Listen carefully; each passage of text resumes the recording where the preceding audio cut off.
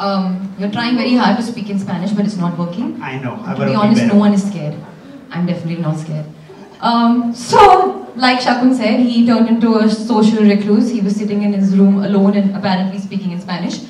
I jumped onto the Narcos bandwagon a little later. You know, I was shooting, and sometimes at the end of the day you come back home and like you want to watch a show, but you're so tired that your eyes are just like closing. So I was a little late to the party, but suddenly I started feeling really awkward because I was sitting in conversations. People were like, so you know, we want to make this movie and make it like Narcos, you know.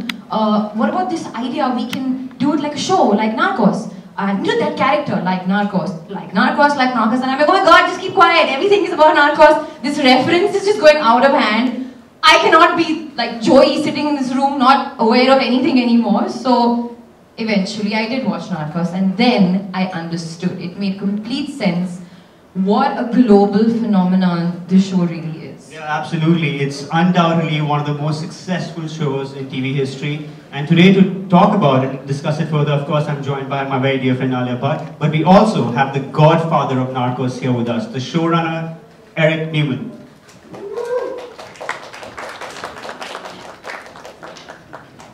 Eric, welcome to India. I think we should sit in the middle and we should sit around you. Yeah. Hello. So, Eric, this is your second trip to India. This is my second trip. I was here December of last year for a movie called Bright, which we publicized here, and it was a lot of fun. So, how are you liking it? I mean, tell us how was your experience? I love it. I think it's an amazing place. I'm sort of inspired by the diversity in the city. It's a very global city. It seems like someone told me there are 16 different languages spoken here. Is that possible? Is that probably right? more. More? Yeah. Different dialects. Yeah, different dialects. And the food is spectacular. Oh yeah, you tried the food? Oh yes, of course. I lived for it. I went to a place called Trishna, which I like very much, and I went to a place called Bombay Canteen, which I like very much. And what else did I Okay, so you're good on food. I love it, yeah, I very much so. And I hear you're coming in from Singapore, so yes. How was it, how did they let you get through immigration? They're really strict about the drug rules. Seriously, and I think that, you know, we get searched a little extra, I think, because they assume that we're in the business. If we were smart, we would be in that business. That's a real business. The entertainment business is nothing compared to the drug business. Yeah.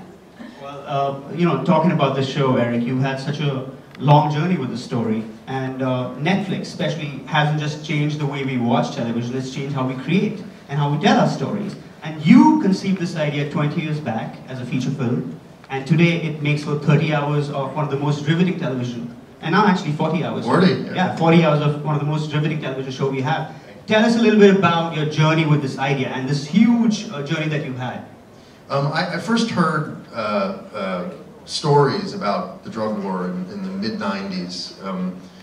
Communism had sort of gone away as the enemy that it was for so long, and all of a sudden this thing that had transformed America, called crack cocaine, had sort of taken such a toll, and it was a problem that we had ignored, and there weren't a lot of stories about it. There was sort of the typical Latin American drug lord who would show up in a Jack Ryan movie or some, maybe a episode of Miami Vice, but it hadn't really been examined. And so I started to develop it as a film. And what I realized about movies versus television is that in a 2-hour format, you can't really get to know a character in a way that you could see him as anything but bad.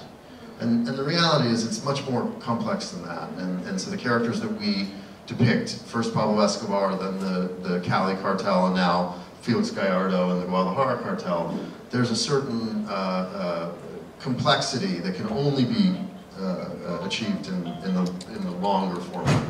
No, I totally agree with you, because that was going to be my next question. I love Pablo. Okay? Yes, like, you're supposed to. It's strange. I want him to be my friend. I wanted him to win. Like, it was strange, and I was sitting in my room thinking, am I crazy? Like, is this wrong? I like the bad guy. But it was not just me, it was everyone. So, how much of that was put down to design? Did you Our goal is always to humanize these characters. You know, the mistake that we make is to think that any of these people are purely monsters. You know, they're not. Like they're empathetic monsters. They have to be. They have to actually show that they are the product of their environment, economic disparity, corruption, the endless appetite for cocaine that America represents.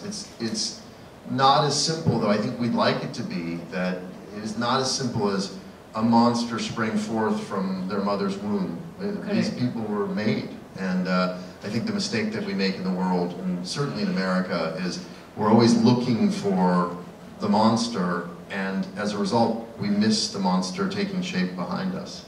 Right, I remember especially the last couple of episodes of season 2 when he goes and lives with his father, you know, and he tells him that I want to buy a piece of land next to yours. And it's almost like you stop looking at him as Pablo and you're looking at him as a father and son, you know. And then when he dies in the next episode, you have all these complex emotions you're feeling as an audience, because you don't want to really feel bad about a person who's killed thousands of people, but you do. I wept for days. Yeah, so I want to know is, were there ever conversations in the writer's room about, you know, compromising on show's morality? And you know, we've never shied away from the awful things that he did. You know, we have, you know, Pablo Escobar blew up an airplane and killed, you know, 140 innocent people. He killed countless men, women, and children, and we never shied away from it. Nor did we shy away from the fact that he loved his children, and that he had in his mind, and I think this is true of everyone, we are all heroes or victims in our own story.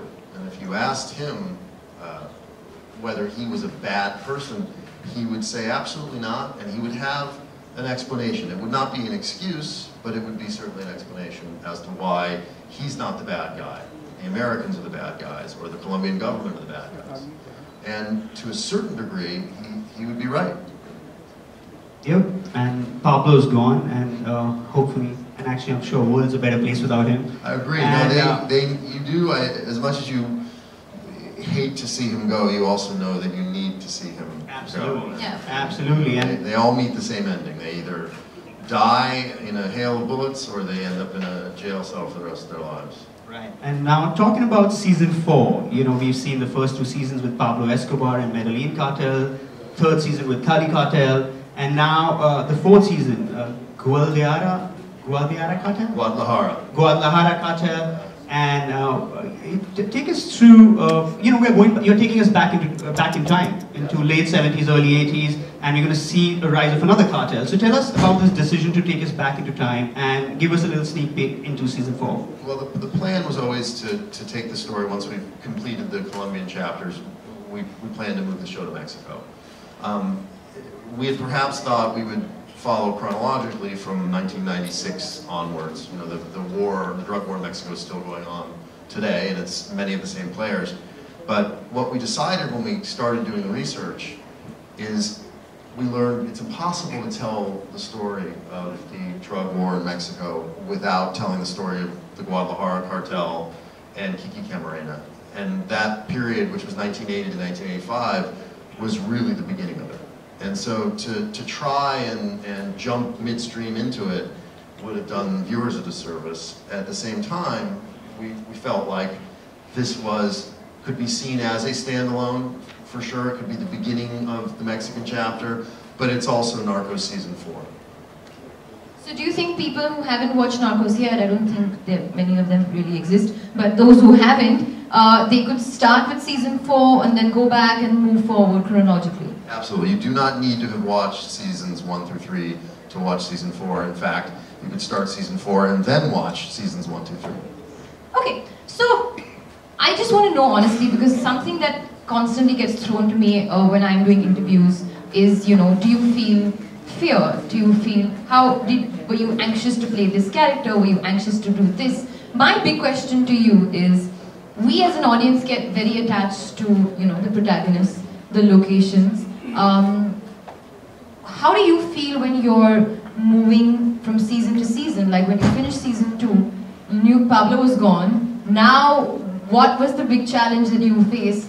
Did you feel that fear that okay, people may not be as invested. Because I remember people going like, oh my god, Pablo's gone now, what's left? And then came the Cali Cartel and they were like, oh my god, it's even better, like, you know. So how do you feel when you're writing the shows and when you're going from season to season? And now it's season 4, it's another big challenge again. It's incredibly stressful. I don't know why I did it to myself in the design where we replace characters and a setting and we take a show that people seem to like very much and then abandon many of the things that they like about it. So it's sort of horrible. But the challenge, what it allows us to do, is continue to raise the bar, culminating in, I believe, our best season, which is season 4, which is coming out this week. You think it's your best season? I think so, for sure. I think that, and I'm sensing that people who watch it agree. So it makes me happy.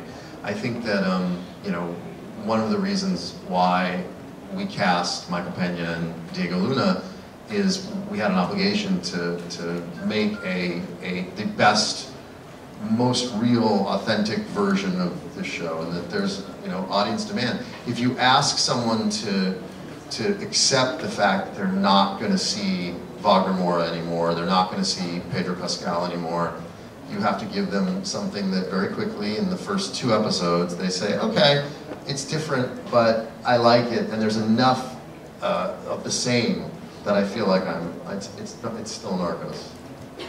That's amazing. So I'm really curious to know the fact that you lived with the show and the content for so long, you know, writing, editing, shooting, just creating. How do you feel when you watch your own show? Are you able to enjoy it like an audience, like feel the thrills and edge of the seat kind of feeling, the way we feel, you know, by biting our nails and heads off? Like, do you feel that way? I watch the show and I mouth the dialogue around, but I don't do that actually. You know, I've now seen it so many times.